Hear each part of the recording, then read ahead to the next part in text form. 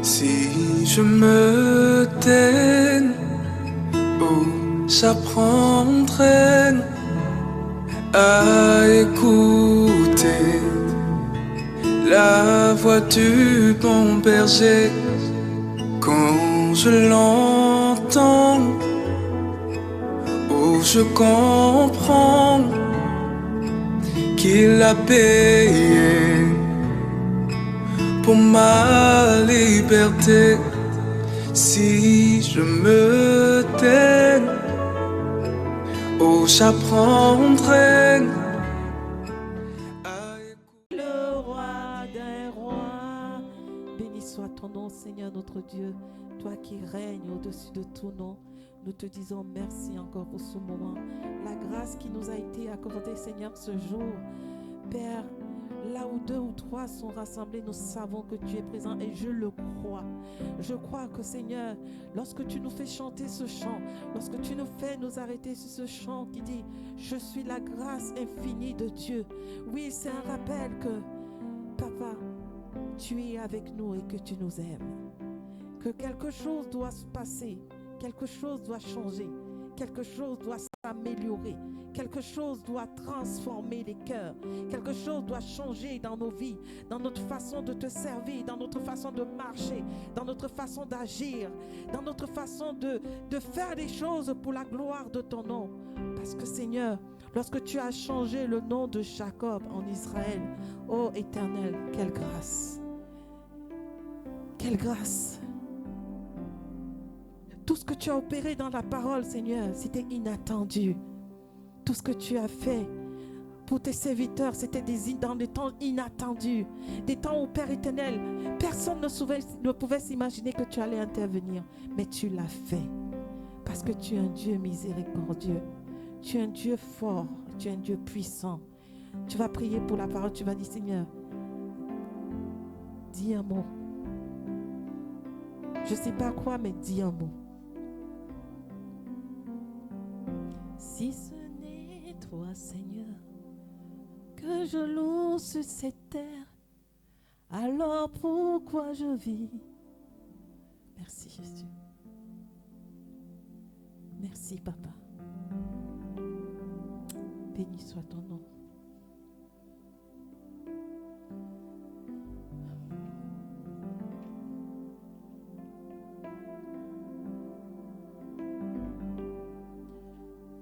Tombé sur ce chant.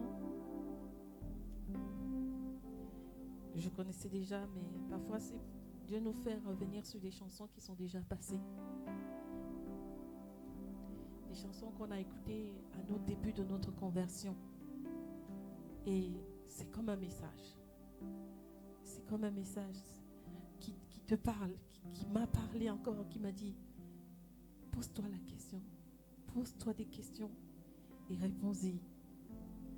Si ce n'est toi, Seigneur, que je loue sur cette terre, alors pourquoi je vis? Alors pourquoi je vis? Si ce n'est toi, Jésus, que je loue sur cette terre, alors pourquoi je vis? Alors pourquoi je vis? Seigneur, tu es né pour louer. Tu es né pour l'adorer. Tu es né pour le célébrer. Tu es né pour faire de lui ta priorité.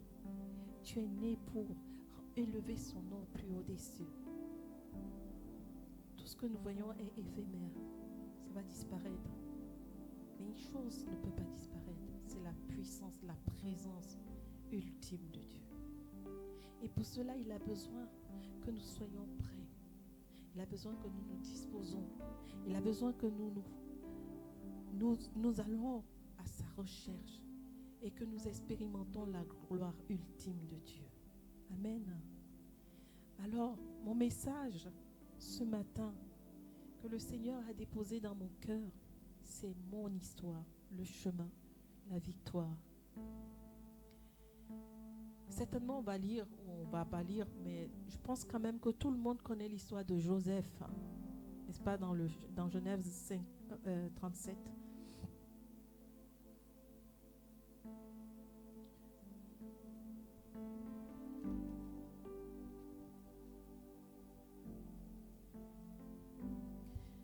Genèse 37, il y a des passages que j'ai soulignés quand même, mais on va lire quand même un tout petit peu.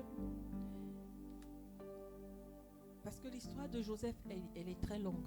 J'espère avoir le temps de finir et d'aller jusqu'au bout du message que j'ai à transmettre ce matin. Jacob demeura dans le pays de Canaan où avait séjourné son père. Voici la postérité de Joseph, âgé de 17 ans, faisait paître le troupeau avec ses frères. Cet enfant était auprès des fils de Bilha et des fils de Zilpa, femme de son père. Et Joseph rapportait à leur père leurs mauvais propos. Israël aimait Joseph plus que tous les autres fils parce qu'il l'avait eu dans la vieillesse et il lui fit une tunique de plusieurs couleurs. Je vais essayer d'aller étape par étape. Ici, au verset 3, on nous dit Israël, nommé Jacob avant, aimait Joseph. Israël aimait Joseph. Je vais d'abord soulever quelques points. Les points où on parle de l'enfance de Joseph déjà. Joseph était un enfant très aimé de son père, comme on le lit.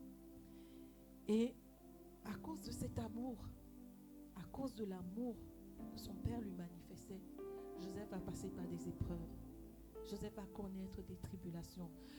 Joseph a connu l'amour, mais nous, parmi nous ici, nous avons connu des choses en notre enfance qui aujourd'hui nous poursuivent,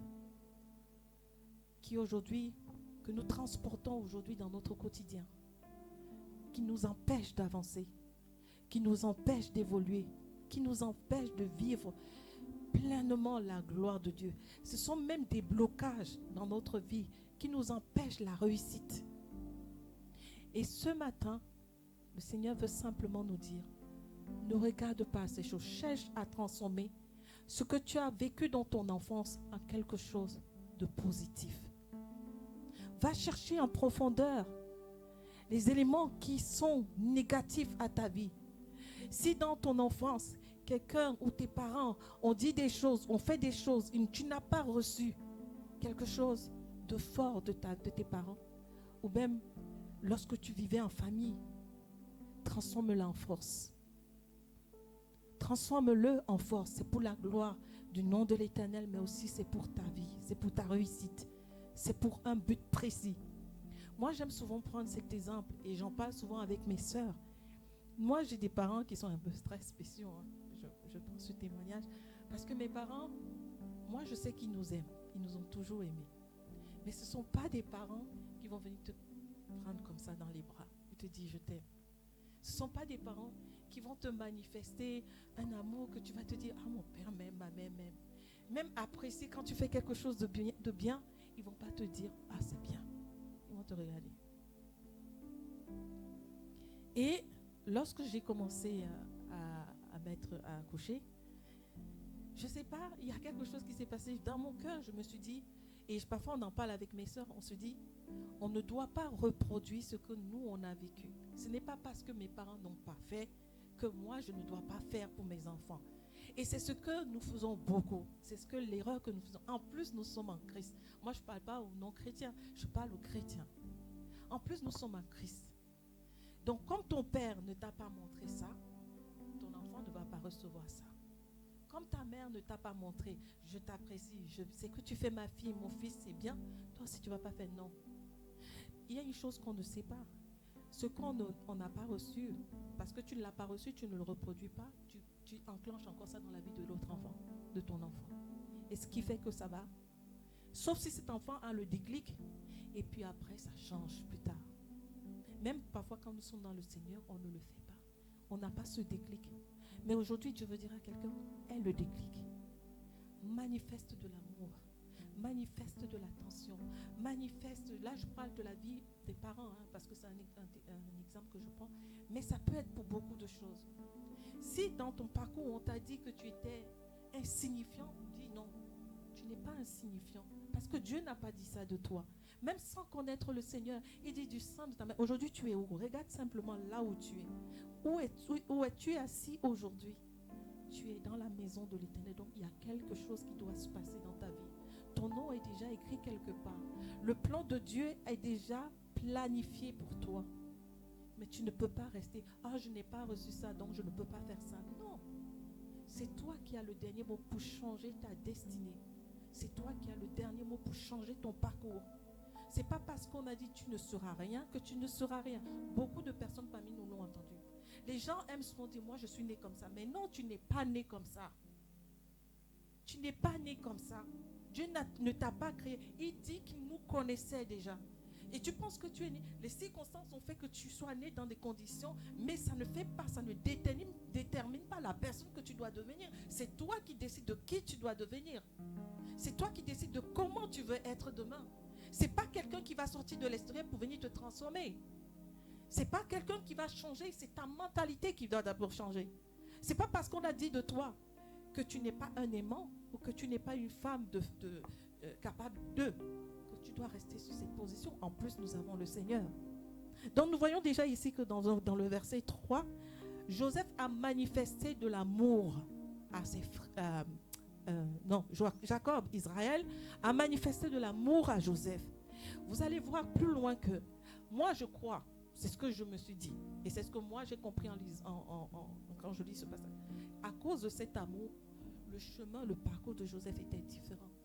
Joseph aurait pu dire, lorsque, comme je disais, on va dire, les frères de Joseph se lève, il dit, le Seigneur nous dit, du sang de ta mère, je t'avais déjà choisi. Est-ce que tu crois que tu es même déjà choisi, toi-même, intérieurement, au fond de toi? Tu crois que Dieu, ou bien tu es juste là parce que tu dis, je suis... c'est le hasard. Mais le hasard n'existe pas avec Dieu. On n'est pas là par hasard. On est là parce qu'il nous a choisis. Ce n'est pas nous qui l'avons choisi, c'est lui qui nous a choisis. Donc, Joseph ici, le Seigneur avait déjà commencé quelque chose avant. Il a commencé par révéler à Joseph des choses, sans même que lui-même il sache ce que ça signifiait. Et au fur et à mesure, voilà que la situation va changer dans la vie de Joseph. Joseph va commencer à raconter ses songes à ses frères. Voilà là où le déclenchement de la catastrophe, le déclenchement du changement. Tu sors de ta famille où tu as vécu des choses, où tu as vécu des trucs pour x raisons, ton enfance était bizarre et tout. Tu commences à entrer dans la vie active. Tu penses que tu vas vivre quoi? En gros, c'est un peu, on va dire, c'est un peu le rapprochement que je ramène avec Joseph. Joseph parce qu'il a parlé, mais j'aimerais dire à quelqu'un, ce n'est pas tous les songes, ce n'est pas tout qu'on raconte. Ta vie spirituelle doit rester secrète. Ton intimité avec Dieu doit rester secrète. Les échanges que tu manifestes, parce que tout le monde à qui tu parles, moi j'ai des personnes que j'ai rencontrées sur mon chemin qui me l'ont dit. Ce n'est pas tout ce que tu vis spirituellement, tout ce que Dieu te révèle, parce que tu parles à un, tu ne sais pas comment il va comploter derrière. Et tu ne connais pas l'état de sa pensée, tu ne connais pas son langage, tu ne connais pas son esprit. Et beaucoup de gens ne savent pas. Après, à un moment donné, tu te rends compte, mais je ne comprends pas. J'étais en train de faire ça et ça s'est bloqué. Mais pourquoi? Parce que tu n'as pas parlé aux bonnes personnes. Parce que tu t'es précipité à révéler tes secrets spirituels. On ne révèle pas ses secrets spirituels. On ne révèle pas les profondeurs des choses que Dieu... Voilà là où le problème de Joseph est arrivé. Il a révélé à ses frères. Même son père a eu quelle attitude? Son père a fait savoir à Joseph, tu veux dire quoi? Au verset 10, il le raconta à son père et à ses frères. J'ai sauté la partie, il raconte son songe. Son père et ses frères, son père le réprimanda et lui dit, que signifie ce songe que tu as eu? Faut-il que nous venions, moi, ta mère et tes frères, nous prosterner et en terre devant toi? Même le papa même n'a pas compris. Le papa n'a pas saisi. Et la jalousie a commencé à rentrer. Non seulement les frères avaient compris que les parents aimaient trop, le papa aimait trop Joseph en lui faisant une tunique spéciale, chose que eux ils n'ont pas eu. Dans nos familles ça existe. On reconnaît, moi je sais que je l'ai vécu. Ou voilà, c'est oui papa il aime trop. Hein. Sauf qu'aujourd'hui papa il aime trop, mais papa il n'est pas chez moi. Mais à la suite de ça, les frères complotent. Je saute parce que l'histoire, on la connaît tous. Les frères complotent. il complote et décide de jeter Joseph dans un puits sans eau, moi je vais dire comme ça, et décide de le vendre. Regardez un peu comment c'est beau, c'est merveilleux. On ne connaît pas le plan de Dieu, mais quand on est face à des difficultés, on dit au Seigneur, les gens, Dieu, on rencontre des personnes sur notre chemin qui nous font du mal. Là, c'était les frères de Joseph. Mais on rencontre des personnes sur notre chemin qui nous font du mal. On dit, oh, moi, cette personne, alors que tu ne sais pas que c'est cette personne qui va te propulser vers la destinée royale, magnifique que le Seigneur a prévu, mais tu gardes rancune. Tu dis, oh non, moi, je ne peux pas, moi, je ne veux pas, moi, je ne peux pas, c'est impossible. Impossible de quoi? Joseph, à aucun moment, pour moi, je n'ai vu, on a parlé de l'état du cœur de Joseph dans un sens négatif. J'aime souvent dire, n'importe qui devant toi, aussi petit qu'il soit, un enfant aussi petit qu'il soit, peut t'apporter quelque chose. Un enfant peut te donner un message un matin qui va changer ta destinée si tu es sensible à l'esprit, si tu discernes beaucoup. Joseph a été vendu. J'étais dans le puits. Je crois que dans le puits, là, il s'est demandé, mais à quel moment je vais sortir? Comme parfois, quand nous sommes face à des situations, on se dit, la solution va arriver comment? Je ne vois même pas le bout du tunnel. Je ne vois même pas la solution. Je ne sais pas comment ça peut être possible. Mais Dieu dit, ce n'est pas fini. Joseph sort du puits. Il est vendu. Non seulement ça, il arrive dans des endroits où, voilà, on est censé... il y a plein de trucs qu'il a vécu. La femme de, je crois que c'était Potiphar et tout ça. Voilà, tout ce qu'il a vécu. Mais Joseph est resté droit, intègre. Il connaissait, certainement il avait gardé dans un coin de sa tête tout ce que le Seigneur lui avait dit. Dieu est un Dieu miséricordieux. Quand le temps est arrivé, Dieu a changé la donne. J'aimerais dire à quelqu'un ce matin, change la donne. Accepte que les choses changent. Tu as eu mal, ok. Mais ne laisse pas le mal envahir ta vie. Parce que ça bloque ta destinée. Ça bloque ton parcours. Ça bloque ton futur. Ce n'est pas l'homme qui t'a fait du mal qui bloque ton parcours. C'est toi. Ce sont tes pensées, tout ce que tu vas ruminer au-dedans de toi qui va bloquer ton parcours. J'aime souvent dire, et je n'ai pas cessé de le dire cette semaine à certaines personnes, l'état du cœur est très important. J'ai une collègue qui est partie cette semaine, elle a été mutée ailleurs.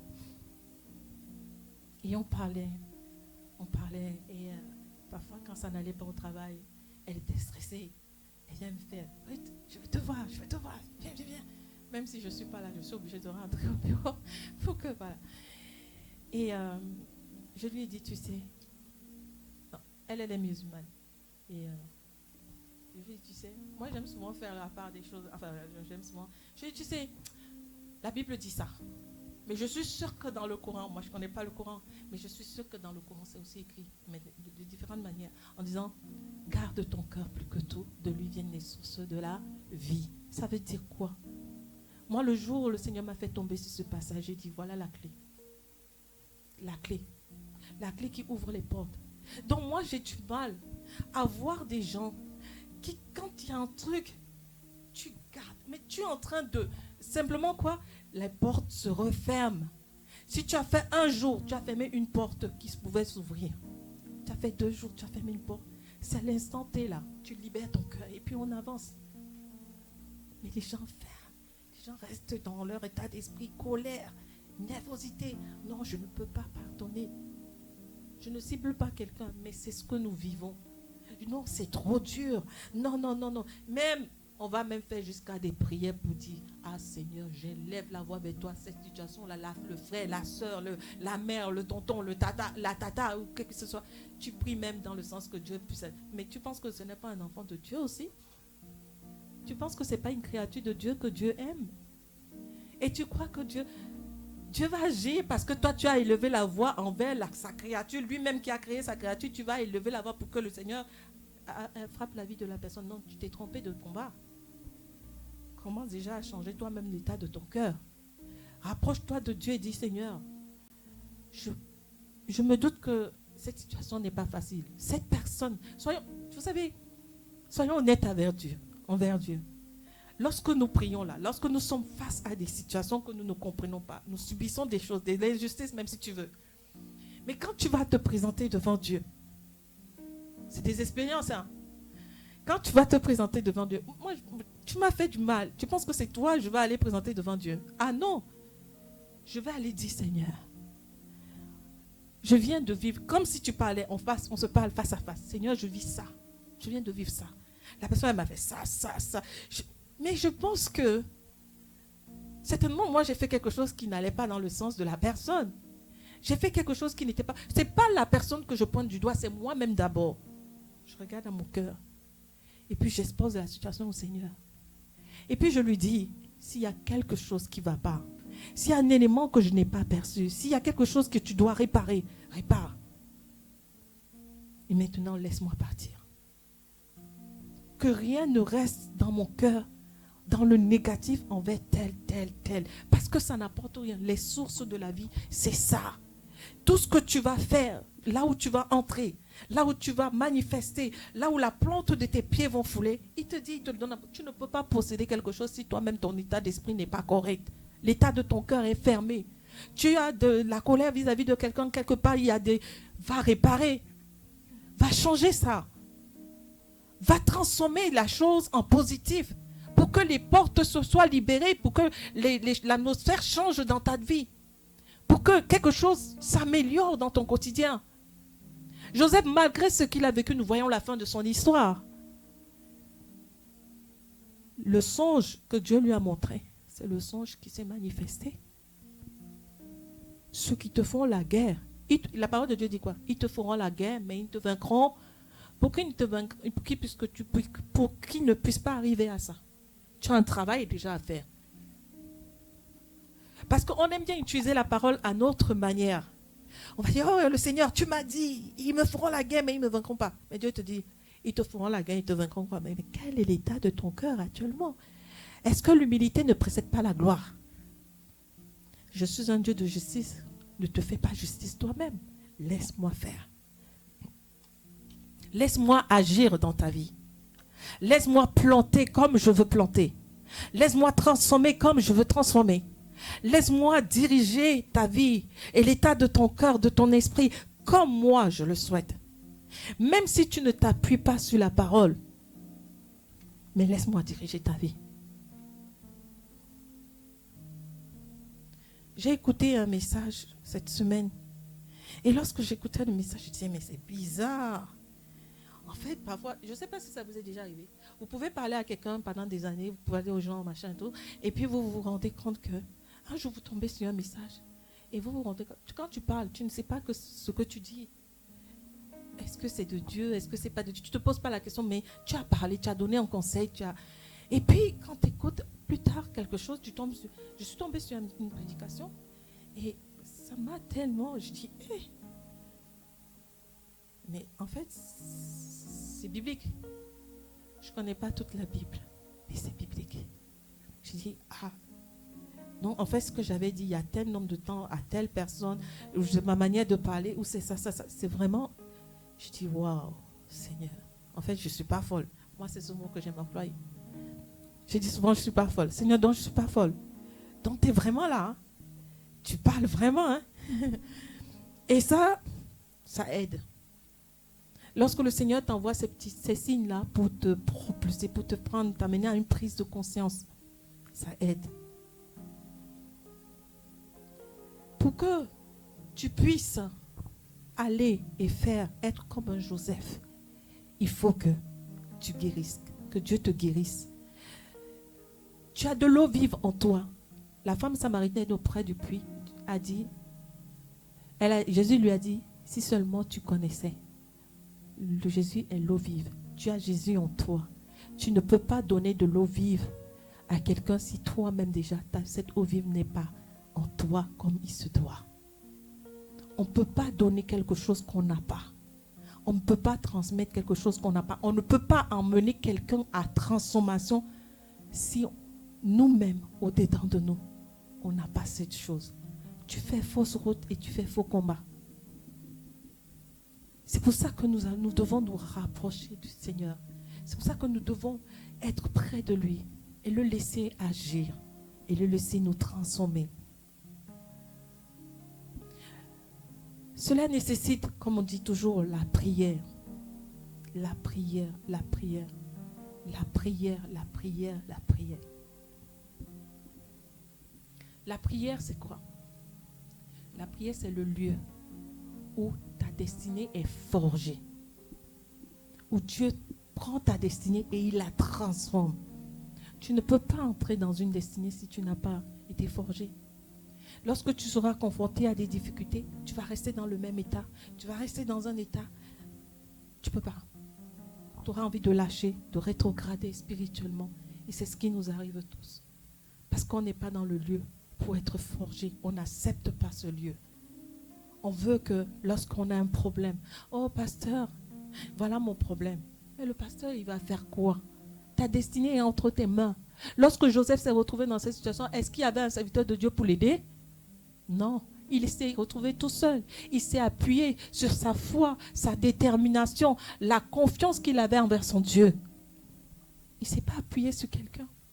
Toi seul as le bâton pour transformer et changer ta vie. Toi seul as le bâton pour accomplir ta destinée. Ce n'est pas quelqu'un qui va venir le faire. Ce n'est pas quelqu'un.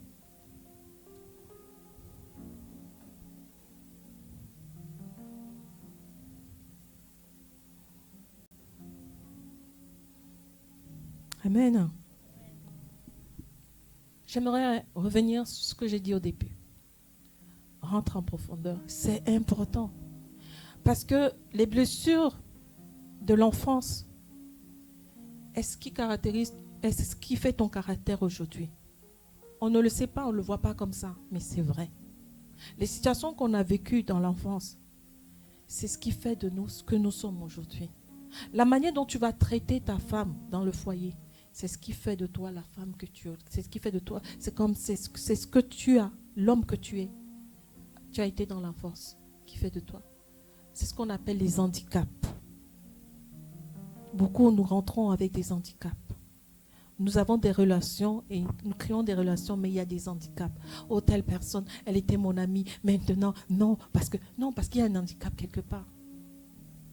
Si dans ton enfance, on te traitait d'une manière du genre, on prenait toujours le dessus sur toi. Lorsque tu vas rencontrer le frère ou la soeur, si c'est un homme ou c'est une femme, elle va avoir cette attitude-là. Tu vas dire non, moi j'ai des gens comme ça, je ne peux pas. Mais non, ça veut dire qu'il y a un handicap déjà à la base. Il y a quelque chose qui s'est produit dans ton passé qui fait qu'aujourd'hui tu te retrouves dans cette situation-là. Mais à toi d'aller chercher à changer cela pour mieux vivre et avancer. Ce n'est pas la personne que tu as rencontrée. Sinon, c'est pour ça qu'il y a des gens qui... Moi, je n'ai pas d'amis. Tu n'as pas d'amis, ce n'est pas normal. Tu n'as pas d'amis, ce n'est pas normal. Tu ne peux pas dire, tu ne peux pas vivre ta vie, tu n'as pas d'amis.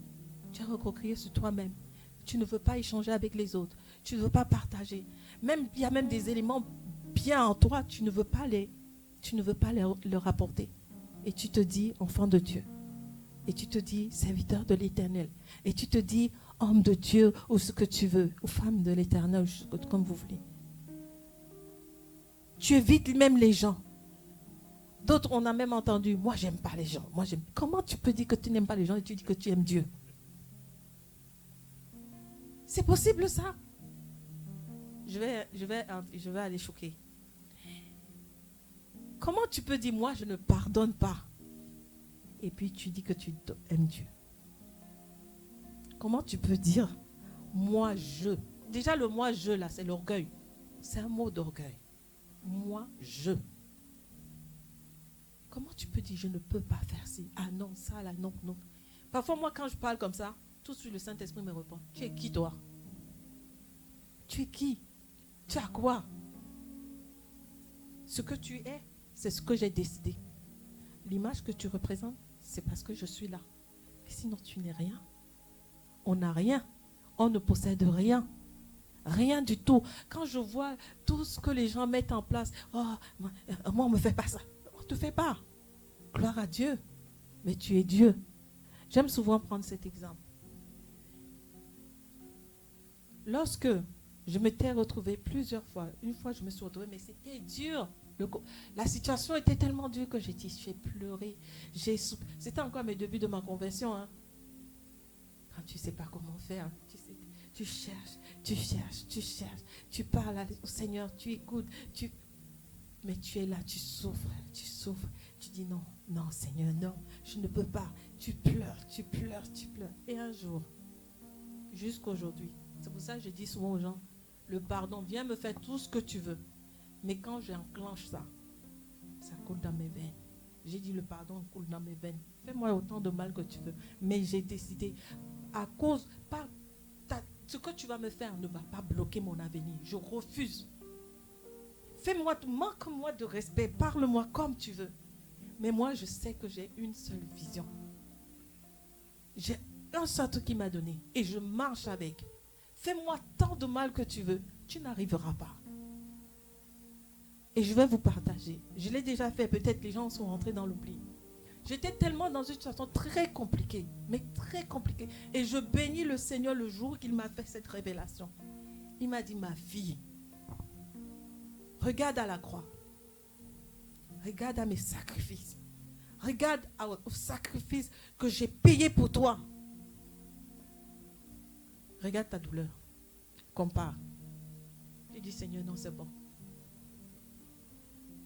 Il m'a dit, regarde ta douleur. Toi, tu dis que tu as mal. Mais moi, j'ai été rejeté. Ésaïe 51. Homme de douleur, habitué à la souffrance, qui n'avait aucun regard, aucun aspect pour attirer le regard. Mais vous imaginez, aucun aspect. Parfois, on parle même, on parle de Jésus. Mais quand je suis tombée sur ce passage d'Ésaïe 51 qui décrit l'image de Jésus. Attendez, on va lire un peu vite fait. Ne vous inquiétez pas, on est dans les temps.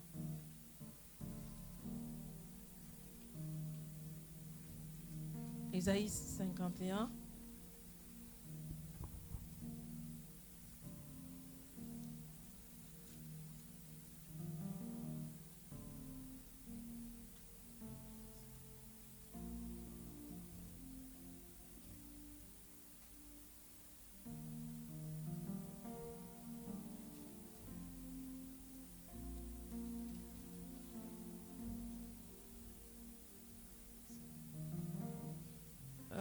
Si vous retrouvez. Ésaïe 53, oui. Ésaïe 53. Il dit, à partir du verset 1, qui a cru à ce qui nous était annoncé, qui a reconnu le bras de l'Éternel, il s'est élevé devant lui comme une faible plante, comme un rejeton qui sort d'une terre desséchée.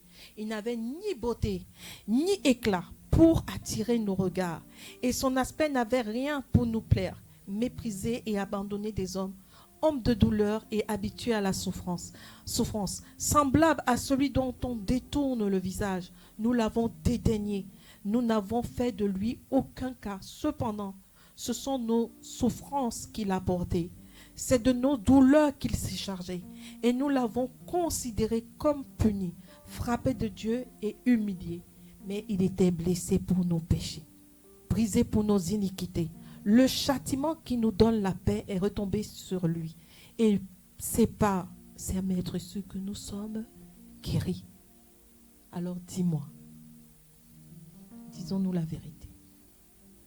Lorsque tu as mal, lorsque tu dis non, je ne peux pas pardonner, lorsque tu dis non, je ne peux pas faire ci, je ne peux pas faire ça, compare.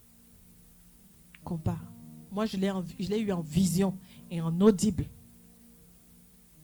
Et le jour que j'ai eu ça, je vous dis, c'était à mes débuts de ma conversion. Et franchement, quand je regarde ma vie, je n'ai rien qui fait obstacle. Je n'ai rien, parce que j'ai décidé que ça, c'est déjà une seule chose, une priorité pour ma vie, mon marche avec le Seigneur. Le pardon est nécessaire. Je ne pardonne pas pour l'autre, je pardonne pour moi. Je ne pardonne pas pour l'autre, je pardonne pour moi. Deuxième chose dont le Seigneur m'a fait grâce aussi. J'avais déjà rendu ce témoignage au début de l'œuvre. Je cherchais du travail. Je vous explique les choses qui ont marqué ma marche avec le Seigneur et qui m'amènent aujourd'hui à la transformation. Je cherchais du travail. Le Seigneur m'avait révélé qu'il allait me donner un travail. Et j'attendais. Et comme ça tardait, il m'a mis à cœur, va voir la sœur telle. Elle va prier pour toi, pour que tu aies du travail. La sœur dont il parlait, c'est une sœur qui était en désaccord, avec qui je m'entendais souvent très difficilement dans l'église. Et quand je suis allée voir cette sœur, l'obéissance avec Dieu, c'est important. Hein? L'obéissance avec Dieu dans la douleur produit des fruits merveilleux. L'obéissance avec Dieu, quand on te dit fais, tu sens que c'est dur. Tu dis non, je ne peux pas. C'est trop compliqué. Là, je ne peux pas, Seigneur, c'est compliqué. Va. Ce qui se prépare devant, tu ne peux pas imaginer. Tu ne peux pas imaginer. L'obéissance avec Dieu, c'est magnifique. Excellent. C'est une gloire qui... C'est quelque chose... Waouh. Je suis partie. Je lui ai dit, voilà, je cherche du travail et le Seigneur m'a conduit vers toi pour que tu pries pour moi.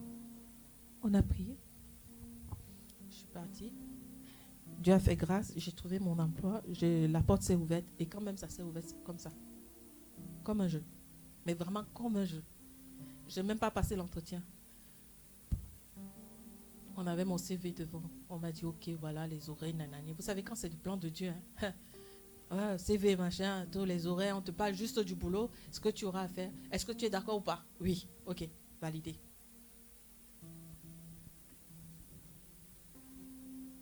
Donc, quelque temps après, parce qu'il faut savoir souvent se poser des questions et demander au Seigneur, qu'est-ce qui se passe? Qu'est-ce qui se passe? Qu'est-ce que tu veux m'enseigner? Qu'est-ce que tu m'as enseigné? Qu'est-ce que je devais comprendre? Il m'a dit, le cœur bien disposé, qui ne médite pas le mal, qui ne soupçonne pas le mal, qui ne pense rien, qui est libre, bien disposé. Vous voyez un peu, dans tout le contexte. Ce cœur, quand il me demande, j'approuve. Parmi nous, beaucoup de gens disent, Seigneur, donne-moi, donne-moi. Mais pourquoi Dieu ne me donne pas? Pourquoi ça tarde? Pourquoi? Mais regarde à ton cœur. N'accuse pas les autres, n'accuse pas la sorcellerie, n'accuse pas les pratiques occultes, n'accuse pas les choses qui n'ont pas lieu d'être. Regarde à ton cœur. Regarde. Beaucoup de gens font cette erreur parce que le cœur n'est pas bon. Ton cœur n'est pas bon, ta vie est retardée. Tu pries, tu viens à l'église, tu fais tout ce que tu veux, mais si tu as la méchanceté, il y a un truc, un grain qui n'est pas bon pour Dieu en toi. Même si je dis souvent, j'aime souvent le dire, Dieu est amour. Mais s'il y a des éléments, il faut arrêter de mettre la sorcellerie partout. Il faut arrêter de dire que l'oncle du village m'a bloqué. Il faut arrêter. Tant que toi-même, tu n'as pas pris quelque chose porté sur toi, comme les écorces, les machins, les trucs mystiques là, va pas accuser quelqu'un. Sonde ton cœur. David disait, sonde mon cœur, ô Dieu, et regarde ce qui n'est pas agréable. Éprouve mon Dieu, éprouve-moi, ô Dieu, et regarde mes pensées. Regarde si je suis loin de toi. Regarde. Sonde mon cœur, ô Dieu, et connais mes pensées. Regarde-moi si je suis loin de toi. Conduis-moi. David a su dire des choses au Seigneur. C'est pour ça qu'il était l'homme selon le cœur de Dieu. Mon Dieu, quand tu tombes sur c'est les psaumes qu'il a écrits. Waouh. Vraiment, j'espère de tout mon cœur que Dieu a fait quelque chose et que ce message a touché le cœur de quelqu'un ce matin. Je te donne la clé. Je te donne l'ouverture. Je te donne le secret d'une vie épanouie en Christ. Et que lorsque tu vas entrer quelque part, tu n'auras pas besoin de dire tant de choses. Que la main de l'Éternel va agir. Toi-même, tu seras surpris. Expérimente. Moi, j'aime souvent le dire. Allons, expérimentons. L'obéissance. Certes, tu viens d'une famille, comme j'ai dit. Tu as vécu des choses. Balaie dessus. Efface ces choses. Dis-toi que tu es une nouvelle personne. Ce qui était avant est avant. Toi, aujourd'hui, tu es différent. Nous voyons le parcours de Joseph. Joseph n'a pas regardé à sa douleur. Mais lorsque le temps de Dieu, malgré tous les combats qu'il a vécus, lorsque le temps de Dieu est arrivé, Joseph n'a même pas, au contraire, il a même fait des choses pour que sa famille ressente qu'il leur a pardonné. il est là pour eux. Il a transformé tellement de choses. Et la grâce que Dieu a accordée à Joseph, c'est que malgré tout ça, son père a pu voir les ossements de son songe. S'il y a des éléments dans ta vie, des paroles, des trucs, même parfois Dieu peut te rappeler des choses, c'est possible. La famille d'où tu viens, là où comment tu es né, les situations et tout le reste, Dieu est capable de te révéler. Prie pour telle ou telle situation. Prie pour telle ou telle situation. Pour finir, cette semaine, non, c'était la semaine dernière ou cette semaine, je ne sais plus. Dans mes moments, parfois tu es comme ça, tu pries, tu parles intérieurement, tu pries, tu parles intérieurement, tu pries, tu parles intérieurement. Je vais nous inviter à nous tenir debout. Et le Seigneur m'a dit une chose.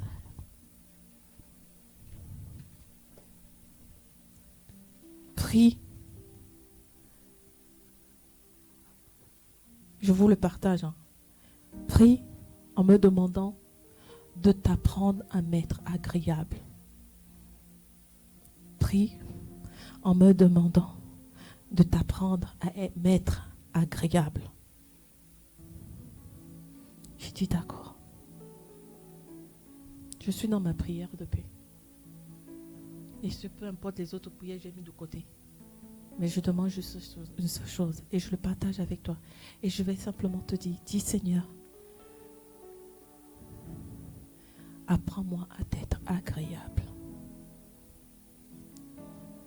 Apprends-moi à t'être agréable.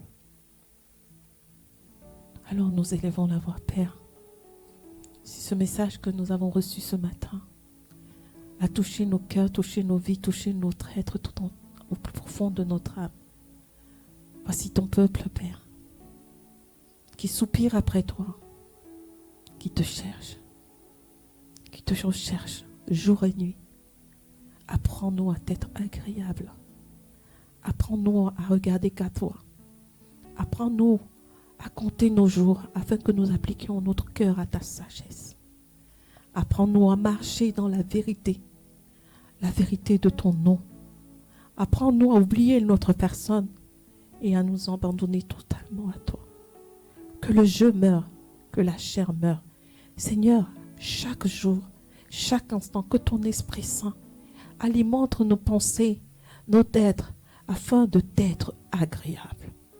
Que lorsque nous faisons des choses, lorsque nous essayons de nous égarer, que ton Esprit Saint nous ramène sur le droit chemin. Que nous apprenons à nous pardonner réciproquement. Que nous apprenons à nous servir dans l'amour.